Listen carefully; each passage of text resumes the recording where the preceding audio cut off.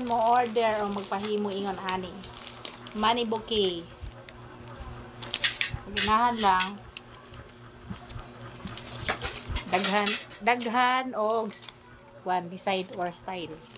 Pwedeng himuon. So, patinsya na kayo mo kung bulol kong istorya, kay di man ko kalitok. Mura man ko og bata.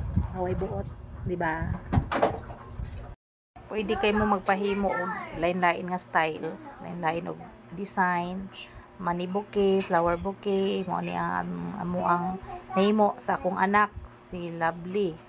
Ang iyang page is Lovely Craft. Pwede kayo mo visit sa iyang page. Na dito tanan niya mga design. O kung sa inyong gusto na sa page Lovely Craft. Available kaayo anytime kung gusto mong magpa-reserve, kung gusto mong mo-order unsa nga design, unsa nga color, o ganahan mong money bouquet, o pila ang kwarta inyong ipaobra, pwede kaayo. Pwede po mo request og with teddy bear, chocolate, or mga unsa ba dinha nga klase nga bouquet. Kay naa diha tanan ang amo ang design sa Lovely Craft. Kani nga kuan nga mga pictures naka-save lang ni sa akong cellphone. Kani tanan dili ni siya namo kinopya, is tinuod ni hinimo sa ako ang anak ni Lovely Craft. Amo adyo ni siya nga kuan. Kalat-kalat ang trabaho dili ni siya kinopya. Guys. O dyan ay kinabuhi sa mag-obra o mga flower bouquet. Ang ubos, nagtapok ang obrahonon.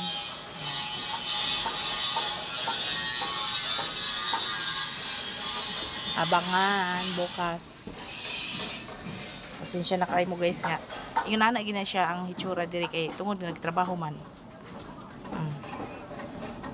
Walay kalat kung walay obra, pero naigi obra, magkalat yun na siya. Biyaan na kayo na ni Udto. Biyaan ka na ni Udto. Pero hindi na iyang mga kinanglanon dira. Ako nang gi-arrange. Gi-arrange na ako kahit. Wala pa jud tayon kayo. But, hindi kayo ka-arrange. Sa iyang mga gamit.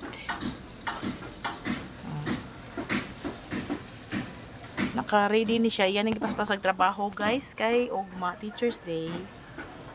Ugma ba or sunod adlaw, naka-ready na kay signa ay ganahan mang regalo sa ilang mga teachers, kay mga buutan kay ato mga teachers niya palanggaon na nato atong mga maestra.